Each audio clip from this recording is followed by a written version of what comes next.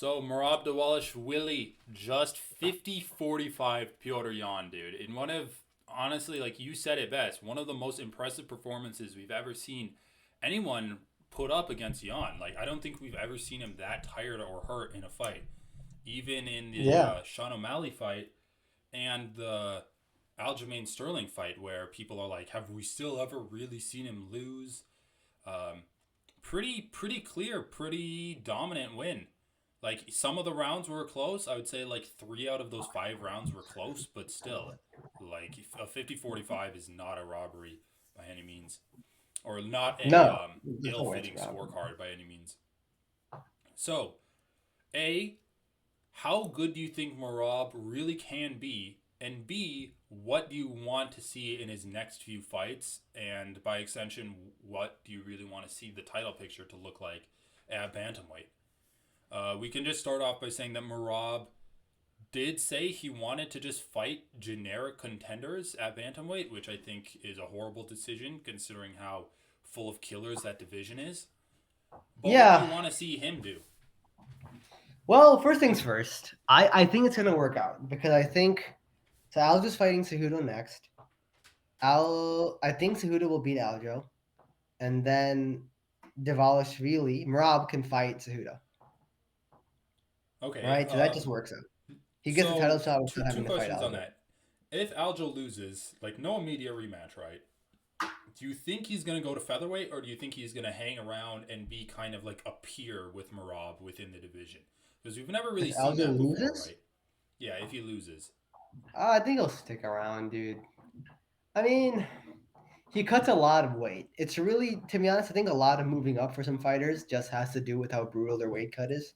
He And Aljo might be one of those guys who cuts so much weight that he decides, he fuck it, I cuts a need to lot just of move up. weight, and also, honestly, like the featherweight division kind of cleared itself out, right? You had Emmett and Yair just fight. Max is gonna Yeah, be fighting what's his it's a face, good Brendan time. Allen. There's not that many contenders at featherweight. Who else do you have? Like Dan Ige, Movsar Evloev, Ilya Tapuria. Like Aljo, I can see Aljo fitting in pretty well with those guys.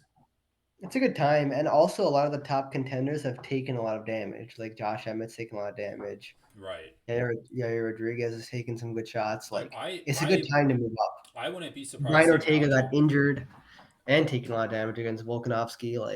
Yeah. It's a good time, and he might just get right into a title shot.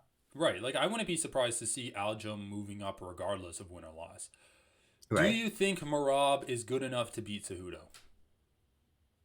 No, I think Cejudo's is really good, but I think Cejudo, if he wins the bantamweight belt, is gonna call out Volkanovski to go C4. Dude, that's the problem, man. Everyone's like Everyone the wants to move up. titles Yeah. at bantamweight. If Cejudo wins the title at bantamweight's gonna be fucked because Volkanovski's already kind of fucked up the title at featherweight by trying to move up to fight Islam, and if he wants to Right. rematch Islam, and he's getting like these bantamweights moving up like Cejudo I or know. maybe Aljo, it's like a really kind of fucked position for both divisions. Like not lightweight. Well, Lightweight's I think having Volkanovski fun so far has done fine. Like so far, I don't think he's fucked up the so title far, but he picture. is Like calling for an immediate rematch and telling Yair to right. defend his But the belt. problem is both rematching Islam and Cejudo moving up at the same time. Like that's like two divisions now fucking with the title at featherweight. Not to mention, I don't think Cejudo's gonna fight so often, like as often as Volkanovski, where like the title at bantamweight's gonna be defended well enough. And there's two contenders basically waiting. There's Merab and Sean O'Malley waiting while Cejudo's getting a title shot. Marlon Vera is not far behind either. Yeah, so there's just like so much happening in the background. Like there's so many contenders lined up. Do Yeah, you bantamweight. think? I really hope, but Cejudo's definitely gonna go for C4. That's the thing. I That's what he know, I wanted. know. So it feels like to me neither Cejudo nor Aljamain are long for this division. So in the absence of them, do you Yeah. think Marab can make like a run at being the bantamweight champion? Not a run at being the bantamweight champion, or like at being it, but of being it, like defending the Well, belt if multiple Cejudo times. vacates the title at bantamweight, then it's better. It's better. Is Marab the Habib of 135? No, dude. I don't know. Maybe, dude. He looked way better than his past performances. I don't think I just don't remember ever thinking Merab was that good. Well, okay, He just let's completely shut down Jan. He just disrupted all of Jan's let's talk offense. critically about Merab's game right now. So, what did he do well? He weaponized his wrestling Yeah, extremely well, but he didn't do anything with his wrestling. The way he weaponized it is by essentially shutting down his opponent's offense and allowing his offense to exist in the like small spurts that it did to actually win him the fight with it, right? yeah. He just uses it to shut down your opponent and edge them out over the course of 5 rounds with shots peppered in between takedown defense. Is Also, he is really good at giving up a takedown attempt, but landing a strike right after, using the opening to land a Yeah, strike. that's true. He's really Is good at his that. game as it exists currently enough to A, win the belt, and B, go on and be a dominant champion, getting like 2, 3, 4 title defenses? Well, I think if Cejudo wins and vacates, then then I think they'll do Merab versus Sean O'Malley, and I think Merab will beat Sean O'Malley. My prediction that I would favor Merab in that matchup, but Okay. basically the same way he won against Jan. So But your question of can he win the belt? Yes, I think he can win the belt. That would be his path. Can yeah, he defend I think it he for a really can win the long belt too. time?